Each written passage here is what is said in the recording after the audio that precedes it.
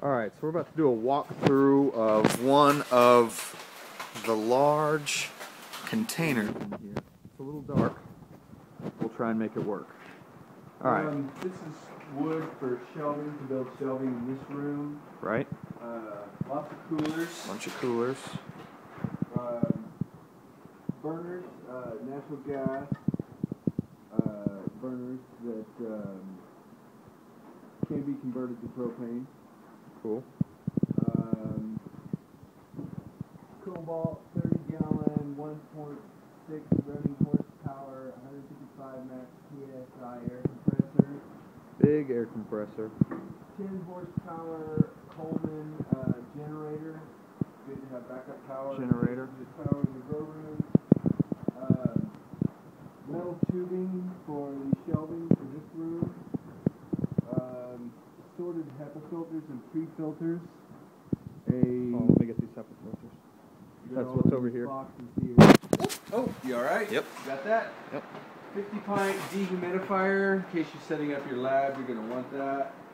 Let's see here. Get my light on.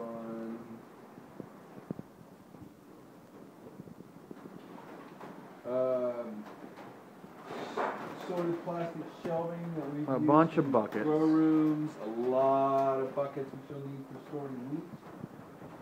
Added insulation for insulating whatever end rooms you use on these grow rooms.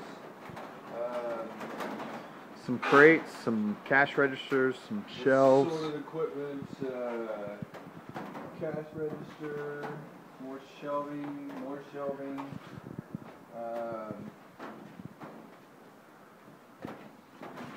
some mylar, rolls of fresh mylar to be used for light reflection in grow rooms if you wanted. And then this container ends, and you've got this big fan as well. This big fan is not mine. Okay, fan is not included.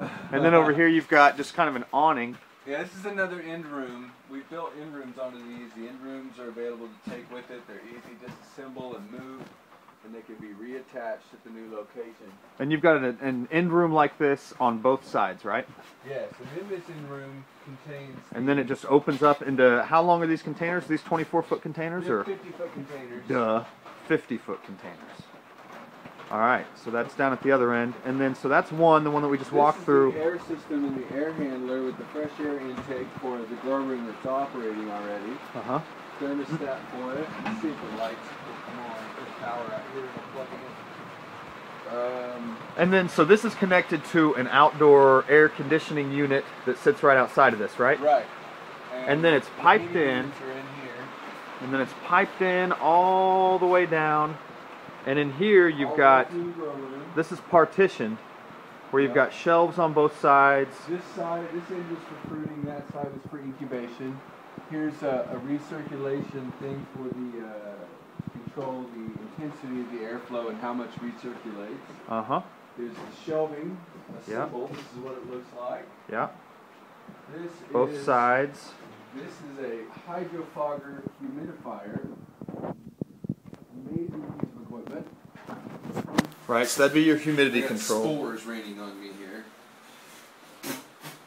Humidity control shelves, and this room is partitioned to be a fruiting chamber, right? See the electrical's like covered for wet room electrical. There's plumbing in here. There's a hose hooked up to spray the mustard with. And then you come in here, and this is another fruiting chamber? This is an incubation, the light side of the incubation where I would incubate shiitake. Right. So this one, the 50 feet is broken.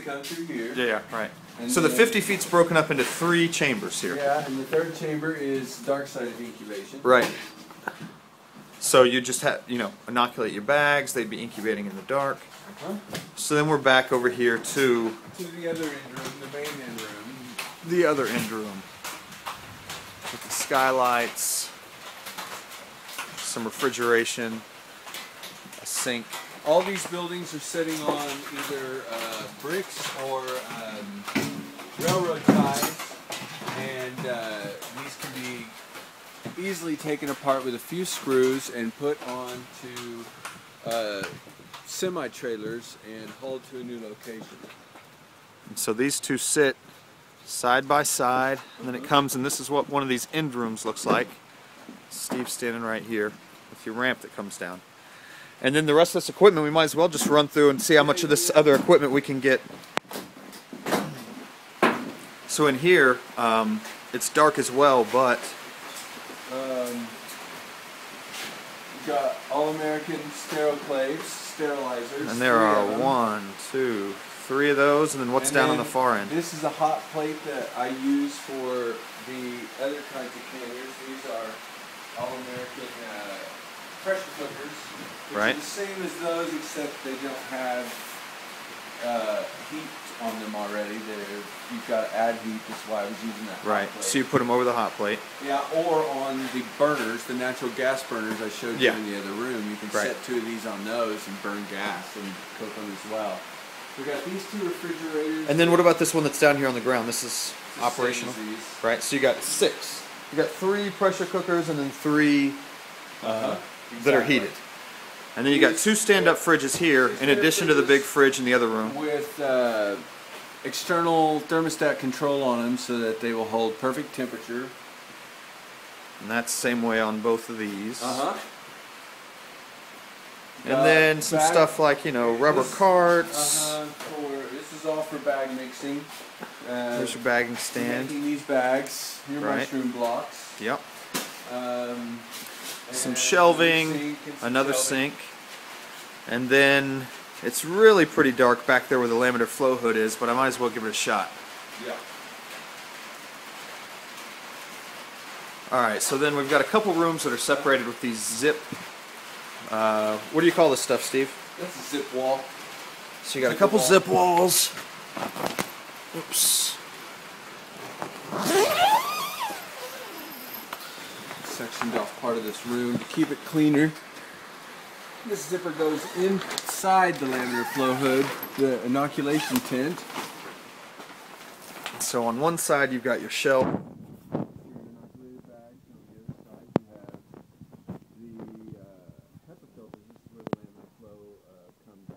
So this is just a miniature lab environment with a table, and these suck.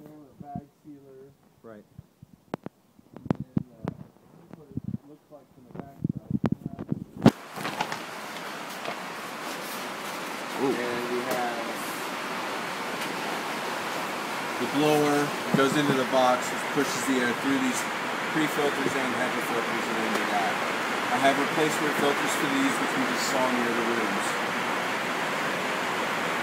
So this is just a fan and a couple big serious filters. Yes, it was all precisely calibrated though to create perfect laminar flow through these filters. Gotcha. It's not just any old fan. Right, right. Okay, well I think that's probably about everything.